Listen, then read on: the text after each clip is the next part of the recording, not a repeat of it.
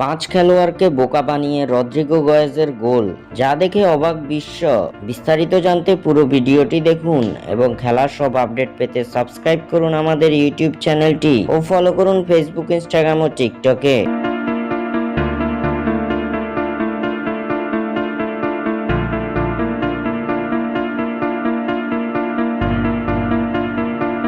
ইকুয়েডরের বিপক্ষে বিশ্বকাপ বাছাই পর্বের ম্যাচে জয় পেয়েছে ব্রাজিল।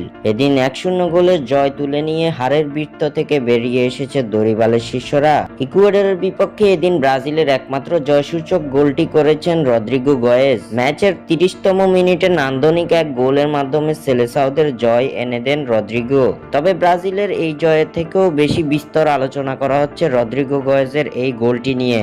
রদ্রিগোর এই গোলে অবাক পুরো ফুটবল বিশ্ব। ম্যাচের 29তম মিনিটে ইকুয়েডরের গোলমুখে আক্রমণের প্রস্তুতি নেই ব্রাজিল দল। লুকাস পাকুয়েতা পাস দেন রদ্রিগোর দিকে। বল পেয়ে ইকুয়েডরের খেলোয়াড়দের সঙ্গে রীতিমতো ছেলে খেলা করল রদ্রিগো। পাকুয়েতার বাড়ানো সেই বল নিয়ে ডান দিক থেকে ডি বক্সে ঢুকার চেষ্টা চালান রদ্রিগো।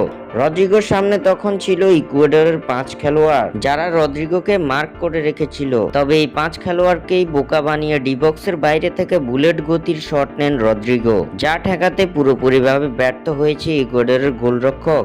ইকুয়েডরের 5 খেলোয়াড়কে রীতিমতো বোকা বানিয়ে দৃষ্টিনন্দক এই গোলের মাধ্যমে ব্রাজিলকে এগিয়ে নিয়ে যান রদ্রিগো গয়েজ। পরবর্তীতে তার এই গোলেই জয়ের দেখা পেয়েছে ব্রাজিল। স্বাক্ষর থেকে সাদবিন ইসলাম।